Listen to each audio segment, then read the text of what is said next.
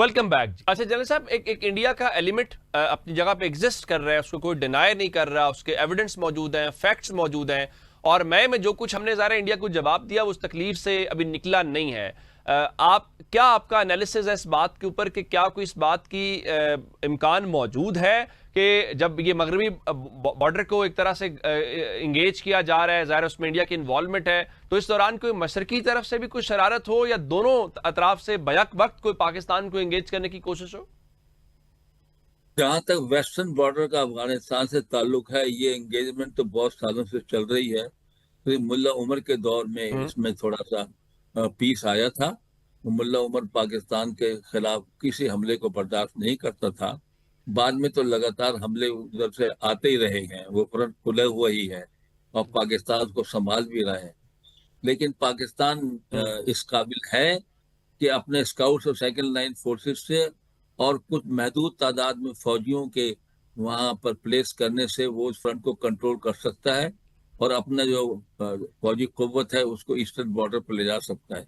हिंदुस्तान से थ्रेट्स आ रही हैं, उन्हें नोटम इशू किया हुआ है कोई 10-15 दिन का।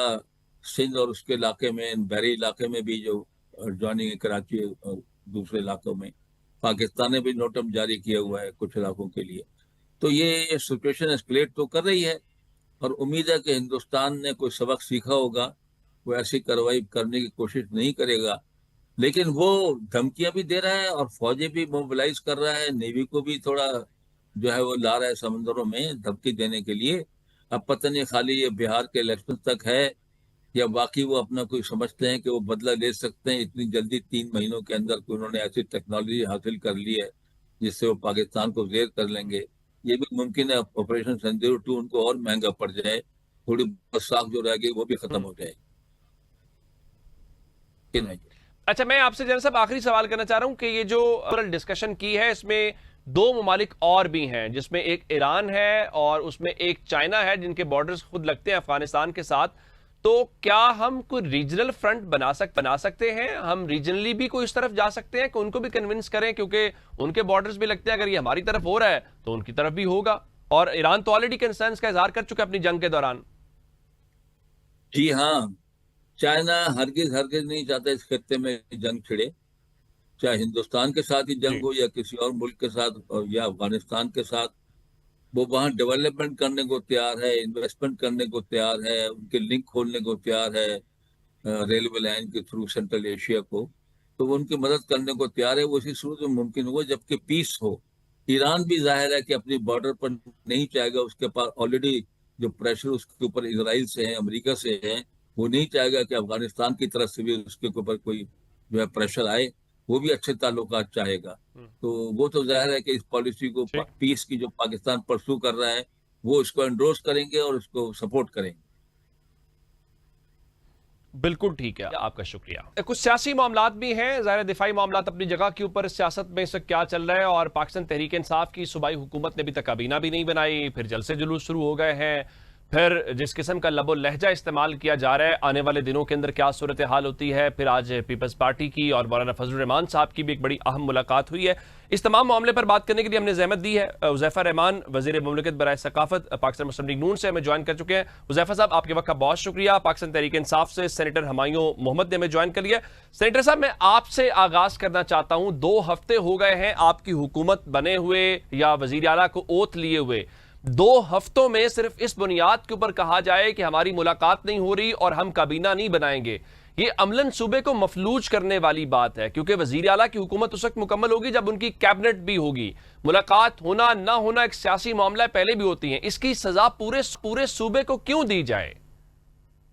बिस्मिल्लाहिर्रहमानिर्रहीम, या का नाबुदो व या का नस्ताइन। मुझे आप बता दें कि बाय लॉ मेरे ऊपर कोई टाइम लिमिट है मैं कब काबीना बनाऊं? मेरे ऊपर कोई का टाइम लिमिट नहीं है। नंबर 2, एक काबीना पड़ी हुई है, वो काबीना को एंडोर्स करना या नहीं करना अभी तक उसको हटाया नहीं गया। वो काबीना अपनी जगह पर है, नई काबीना नहीं आई, तो लीगली कुछ नहीं होता। लेकिन मुझे पता है असल प्रॉब्लम क्या है जिसपे आप लोग और या कोई लोग उठा नहीं रहे। वो ये है कि एक चीफ मिनिस्टर जो कि लोगों को के एक्चुअल मैंडेट की वजह से आया हुआ है, वो कोर्ट से ऑर्डर लेता है कि एक पॉलिटिकल कैदी जिसके ऊपर 300 cases within a span of 1 week 1 month बनाए गए हैं, सारे पॉलिटिकल केसेस हैं, उनसे कोर्ट से इजाजत लेता है कि मुझे इनसे मुलाकात करा दो। कोर्ट की इजाजत के बावजूद आज हमारा ये सिस्टम उस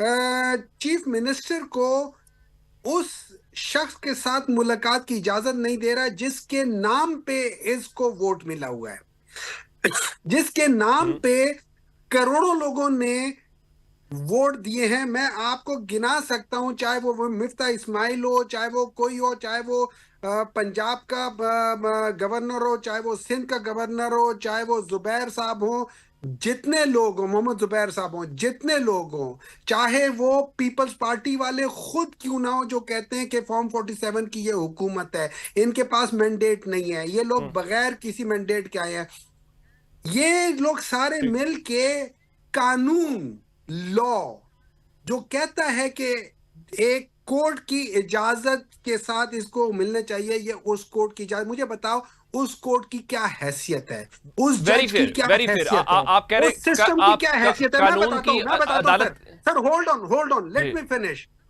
ये वो सिस्टम है, ये वो तरीका है जिससे पूरा पाकिस्तान सफर कर रहा है। 4 साल हो गए, ये लोग 2% ऑफ जीडीपी से आगे नहीं जा रहे। क्यों? लाकानूनियत है, क्यों जुल्म है, क्यों परसिक्यूशन है, क्यों अनलॉफुल लोगों को पकड़ा जा रहा है, लोगों के ऊपर गोलियां चलाई जा रही हैं। ये वजह है कि आज हमारा मुल्क, ये वजह है कि हमें जाके औरों को जाके सल्यूट करने पड़ रहे हैं और प्रेसिडेंट्स को जाके। ये हम लोगों की औकात हो गई है। हम लोग झूठ बोल रहे हैं कि इंपीरियल कॉलेज आके पंजाब में आ रहा है, हम लोग झूठ पे झूठ बोले जा रहे हैं। ये जुल्म हो रहा है 25 करोड़ लोगों के साथ। आप एक सूबे को रो रहे हैं, मैं पूरे मुल्क को रो रहा हूं। चले आपका पॉइंट आ गया। हुज़ैफा साहब, आपने हमारे शो में ही कहा था पिछले हफ्ते में, और उसके अलावा भी मुस्लिम लीग नून के मुख्तलिफ जो अकाबरीन है जिसमें राना सनाउल्लाह खुद शामिल है, वो कह रहे थे कि मुलाकात हो जाएगी। अब आप लोग भी तो एक कदम आगे बढ़े, अगर मुलाकात हो भी जाए तो कौन सी इतनी बड़ी बात हो जाएगी? असेंबली की करारदाद है, अदालत का हुक्म है, तो हुकूमत क्या चाह के भी मुलाकात नहीं करवा पा रही, या करवाना ये भी नहीं चाहते आप लोग? जी बहुत शुक्रिया जी उमर साहब, मैंने बड़ा पेशेंटली सुना सेनेटर हुमायूं मोहम्मद साहब को। इंतहाई सीनियर पॉलिटिशियन हैं, कानूनदान भी हैं। तो गुजारिश ये है कि एक तो मैं इंतहाई अदब से आपकी और आपके व्यूअर की और मोहम्मद साहब की मालूमात में गोशगुजार करूं कि उन्होंने 2 फैक्ट्स बताए हैं जो कि मेरे ख्याल से दुरुस्त नहीं है। पहली बात तो ये है कि उन्होंने फरमाया कि हम पे कोई कानूनी बाइंडिंग नहीं है कि हम कैबिनेट बनाएं। कानूनी बाइंडिंग बिल्कुल मौजूद है और उसके ऊपर आइन वाज़ेह है।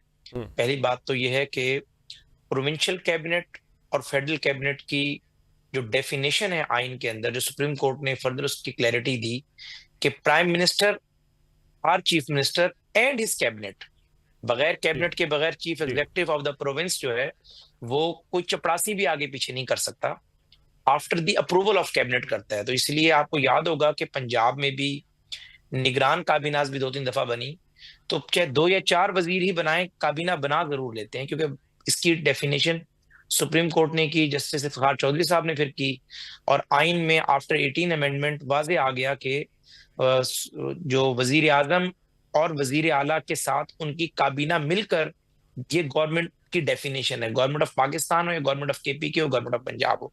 दूसरा मैं गुजारिश ये करूं कि ये भी मैं इंतहाई अदब से गुजारिश करूंगा कि जब वजीर आला का इस्तीफा मंजूर होता है तो काबीना उसके साथ ही तहलील हो जाती है, ये भी आइन में लिखा हुआ है, डिसॉल्व हो जाते हैं, और जी डिसॉल्व, तो इसलिए वो कैबिनेट डिसॉल्व होगी। तो अच्छा, दूसरी बात, अब वो थोड़ा सा ज़रा उनका हक बनता है, अगर उनका जो मौकफ है उसमें जान हो कि वो जज्बाती भी हों। लेकिन पहली बात तो ये है कि बानी तहरीक इंसाफ आज जो है एक सजा याफ्ता मुजरिम के तौर पर जेल में मौजूद है।